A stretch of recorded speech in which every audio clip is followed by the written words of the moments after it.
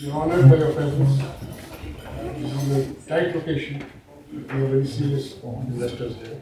We would like to, in fact, one or two would like to present something here. Of all the provinces that are there, every province has its own peculiarity. Sindh has everything. Sindh has got agriculture. Sindh has got desert. The largest wind tunnel in the world goes through Sindh. Sindh has got provided, I guess, that people don't take water away from them, but enough water also.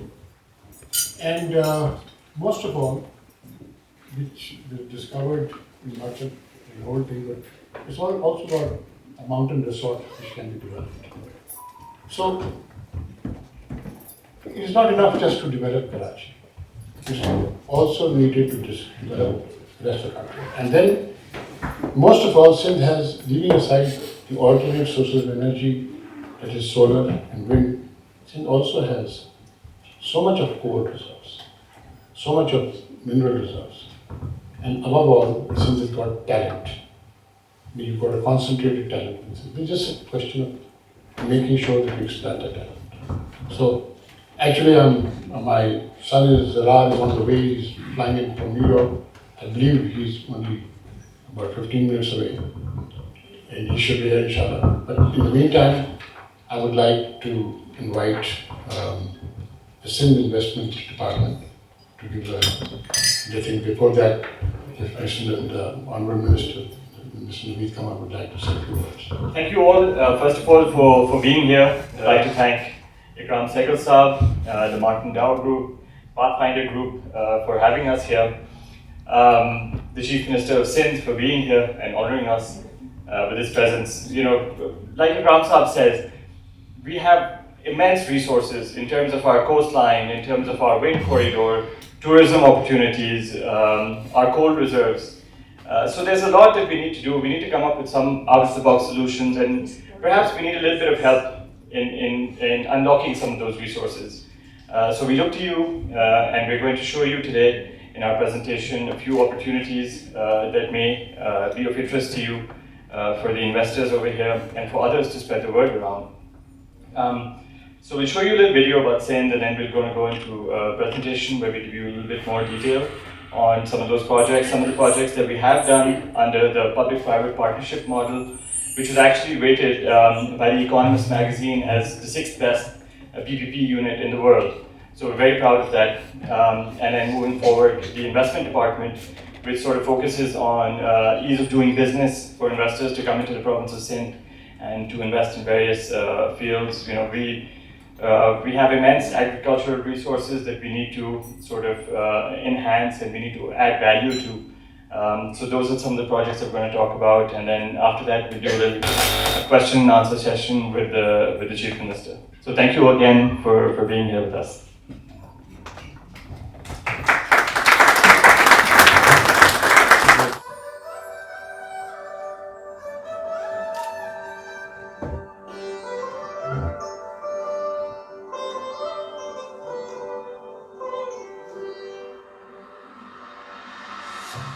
Sindh, the gateway to the subcontinent, a cradle for ancient civilizations, and the heart of Sufi culture.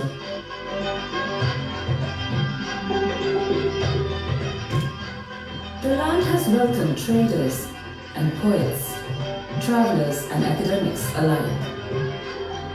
Home to a quarter of Pakistan's population, embracing every ethnicity, language and religion from the country and beyond. This diversity in population brought unique skill sets which have led to the province's evolution as an industrial hub. Since the creation of Pakistan, Sindh has encouraged private enterprise, which has led to investments by local and multinational organizations. Notable here is the creation of the special economic zones for this very purpose. Private investment facilitated by the government policies have led to the development of sectors like energy, chemical and pharmaceutical industries, as well as a booming textile sector, which is a key contributor to exports. The capital of the province, Karachi, is home to the headquarters of the stock exchange, the state bank, the head offices of majority of banks. This is where transactions worth billions take place, fueling the GDP of the country.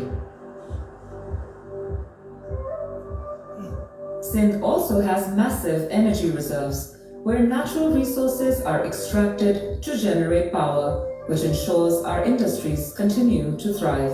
It also boasts the biggest wind corridor in Jimpir, with the potential to generate 50,000 megawatt electricity. The plains in province offer tremendous opportunities in solar power production.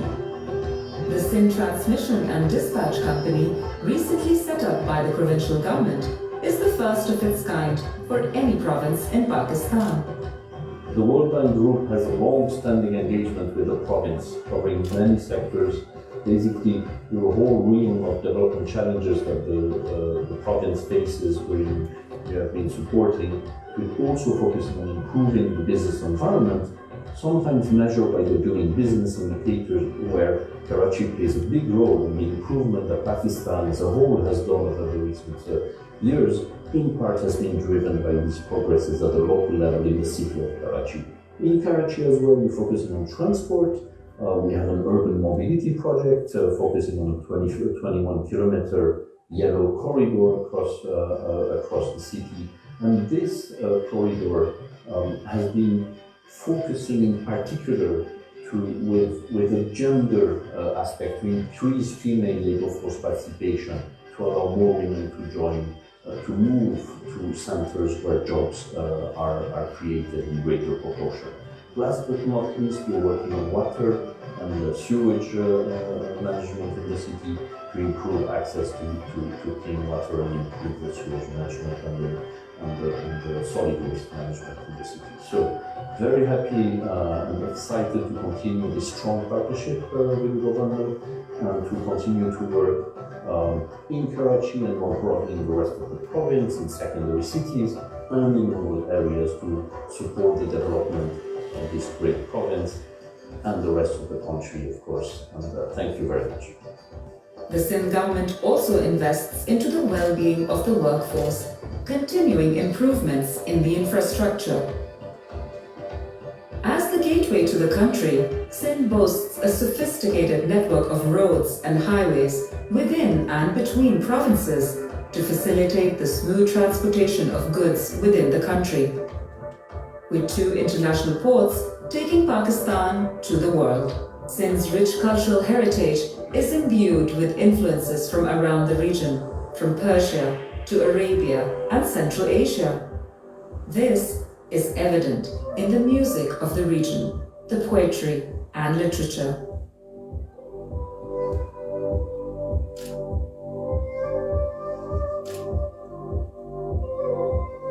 This love of spirituality and storytelling reflects in the television content and the resurgence of the film industry. With a highly skilled population and an infrastructure that connects Pakistan to the world, the time to invest in Sindh is now. A glorious past now beckons an equally shining future. Here's a chance to be a part of this new chapter. Come and witness the splendors of Sindh.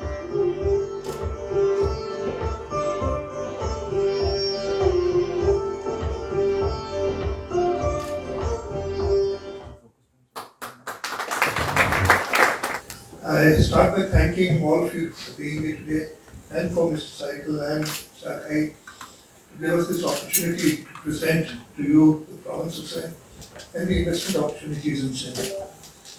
Sindh, as you might have seen from the presentation in the video earlier, is a land of Sufis. We are proud that we were the gateway to Islam. Islam was spread in Pakistan, in the region through Sindh. We were the first provincial assembly which had passed the resolution for creation of Pakistan. So we are proud that we are the creators of Pakistan also.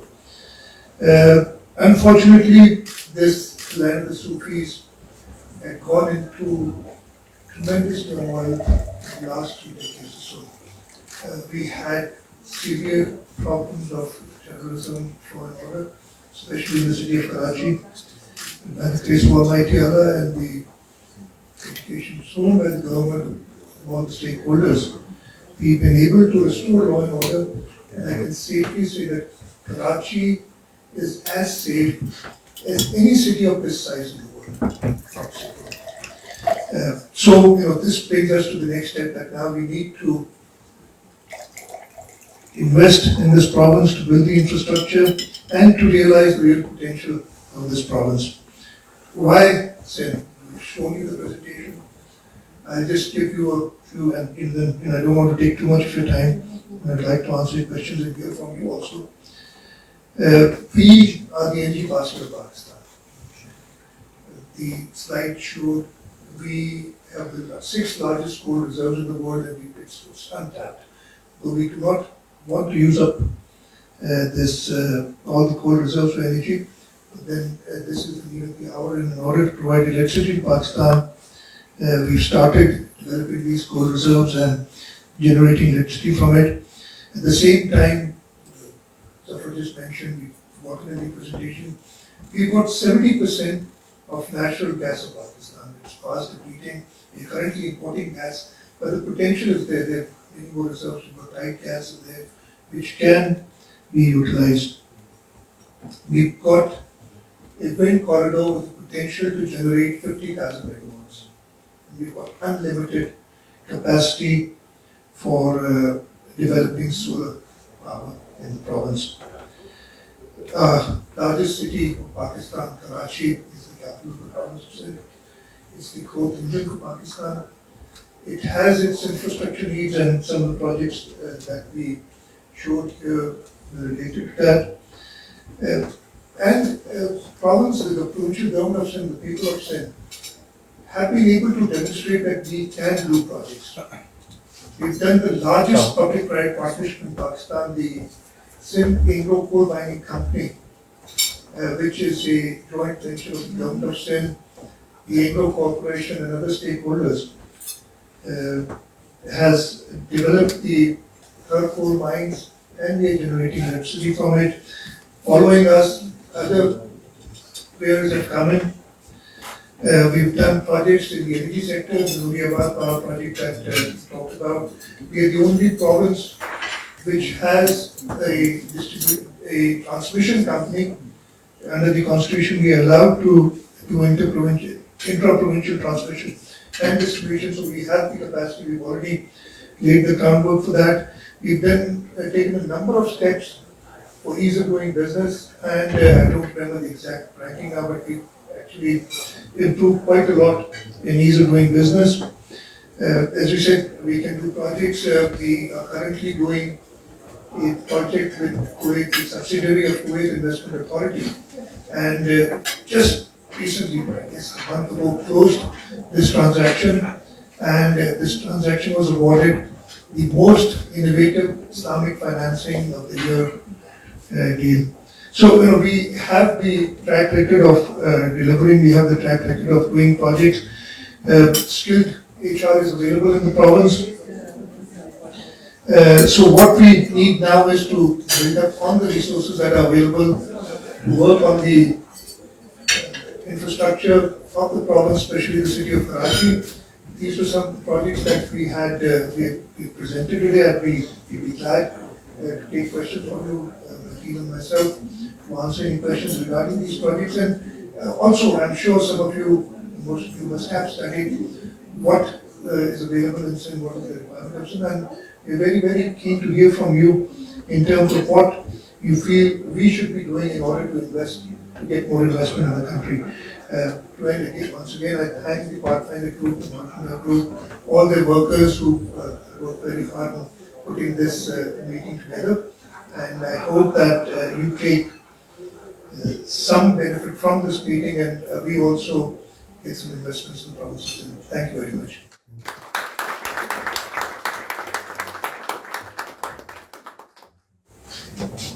Chief Minister, before taking questions and answers, I'd just like to say that I'm not surprised. Because presentation. What I'm amazed at, that a lot of us did not know about it.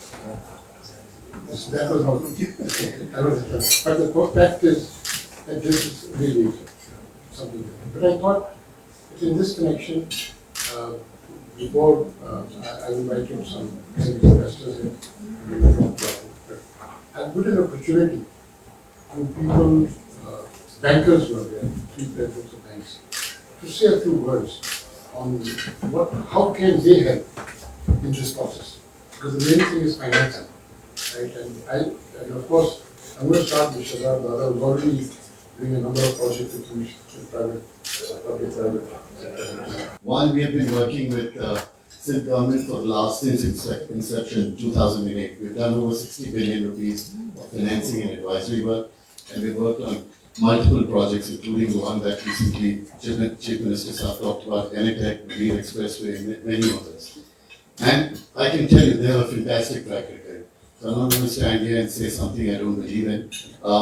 And I think that's partly because of the great track record they have, the consistency, timely execution, which is a big concern in these PPP projects. And I'm not surprised the reason why they're ranked number 6 by the Economist magazine.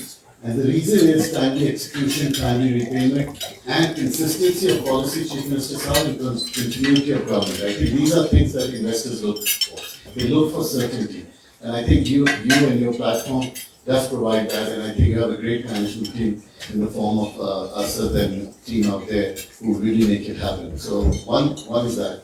Couple of just observations, suggestions. I think one, as like Ansar also said, I think we need to get you out, you and your team, Asad and everybody else, and really talk about these projects globally. I think, and as banks, we can help you with that. We have connections, people like Ansar have connections, and I think we should go more on the road.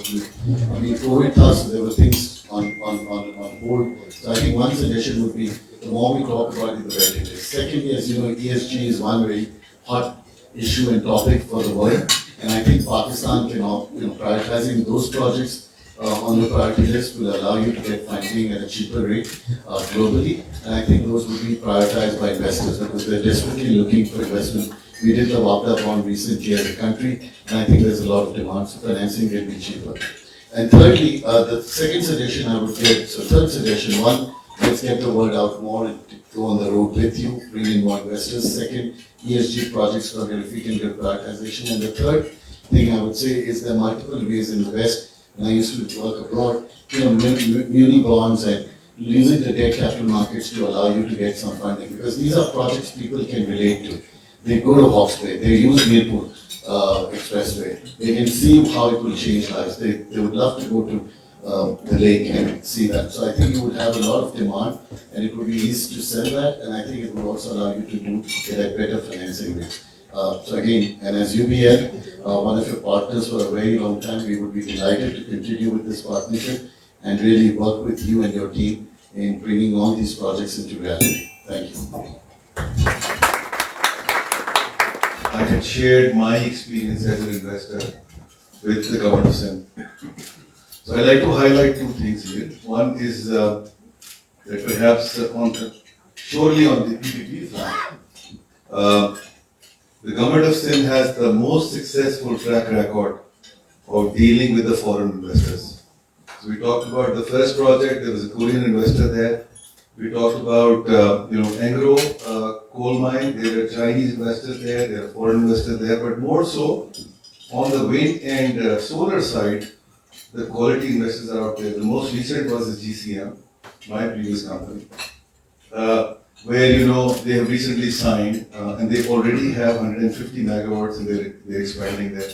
So their experience on dealing with the foreign investors is impeccable, and it's really something that our investors should get the comfort from, that they know how to deal with the foreign investors.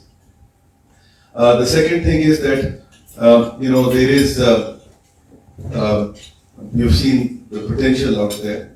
There's enormous potential, and banks like ourselves are very, very keen to finance the project. In fact, I will take a step back and starting from working with you. In fact, a couple of investors that I spoke to this morning, we volunteered to work with them working from feasibility stage all the way to the funding stage, and we've done that in 2 projects.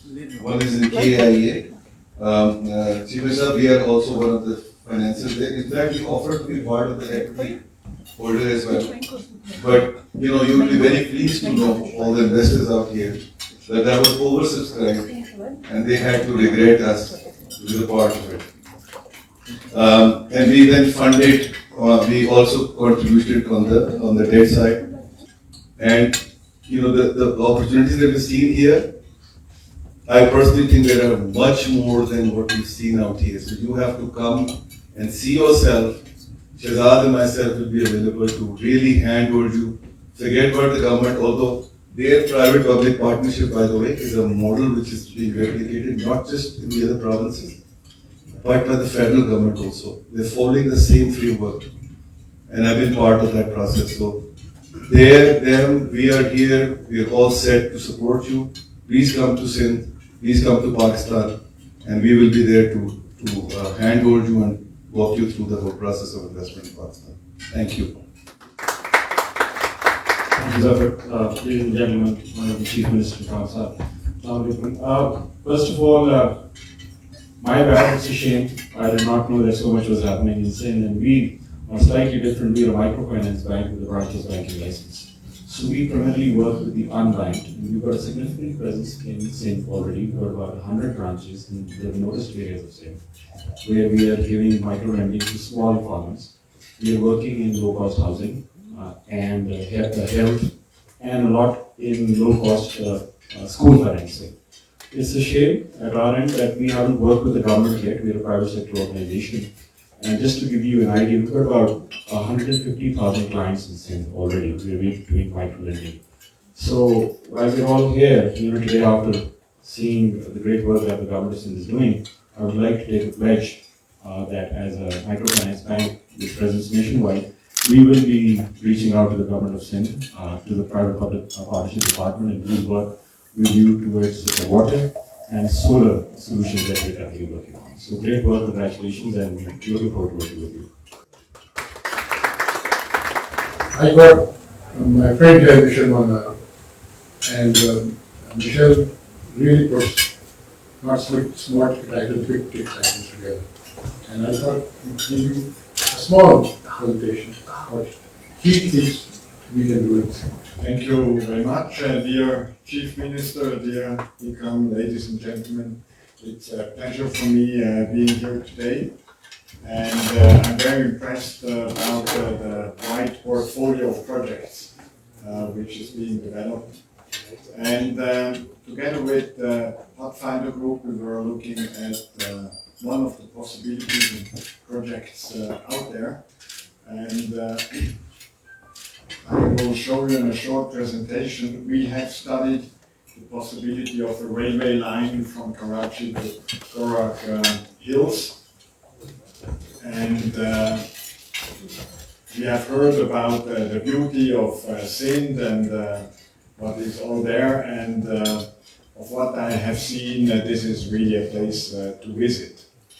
And of course, such a nice place where hopefully many people shall visit needs a decent and a good connectivity. This is key for the development of any region everywhere in the world, and this connectivity then opens also new opportunities. So we studied the potential or possible alignments for this line, and we see that this opens, this is not an isolated project, but it opens the world to many other projects. It's a real estate project, it's a regional development project with tourism, ecotourism, hospitality, etc. But all these kind of activities, including the mobility, need energy. We have heard wind is predominant, solar of course too, but I'm sure there is potential also for hydro energy, small hydro energy projects to provide the energy for for these developments. And to develop the infrastructure, the energy is key.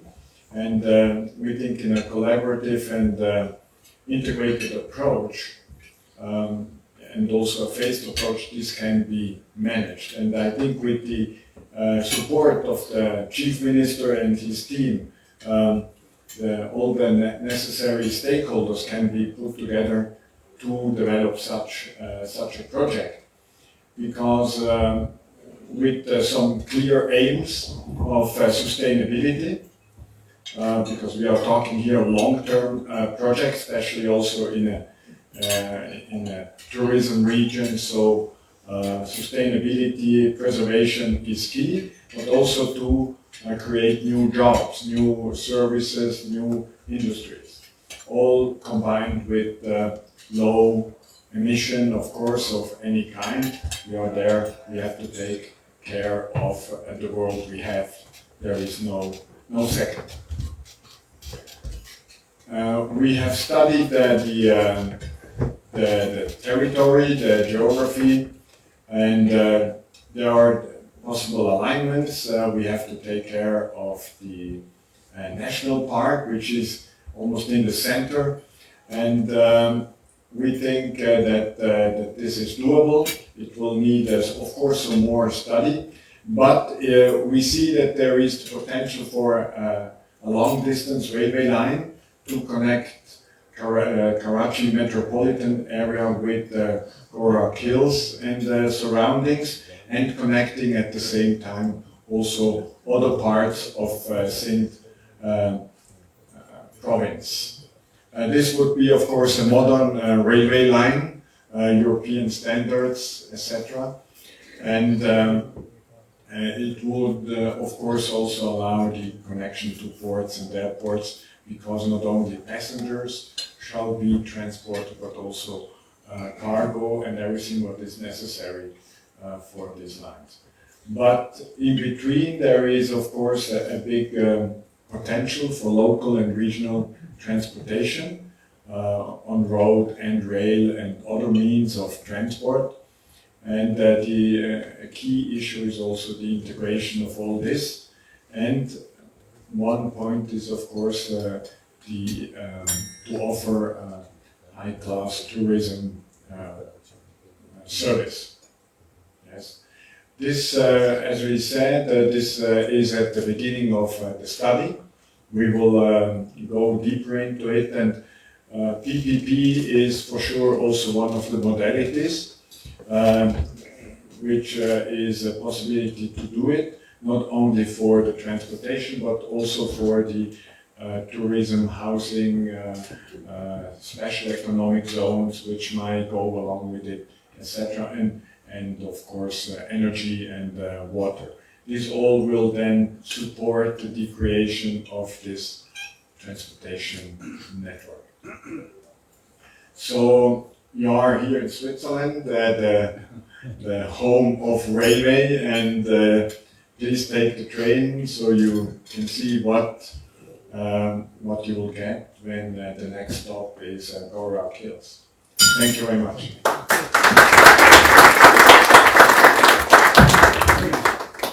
Now we've got some time for questions and answers, and I would request, please,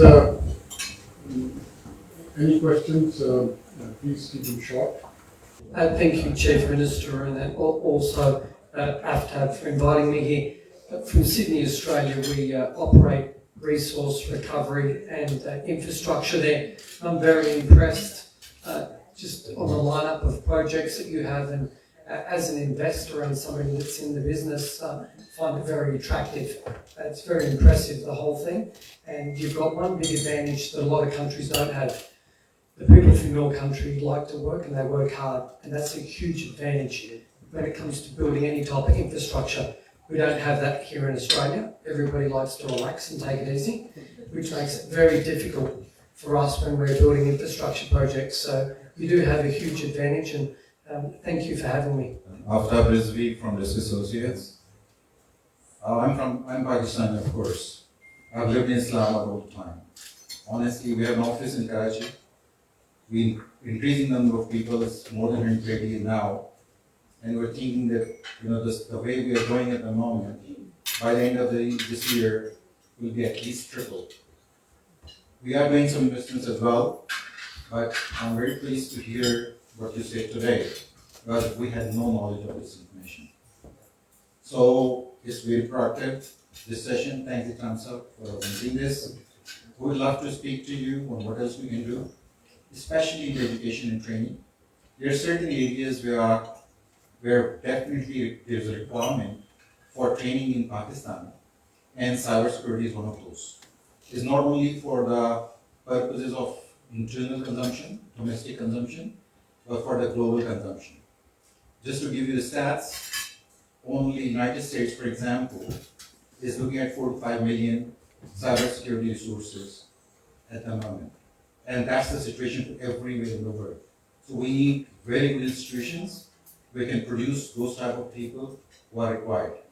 So there are a number of universities, but I think that we need supplementary education and training which they can be more resourceful.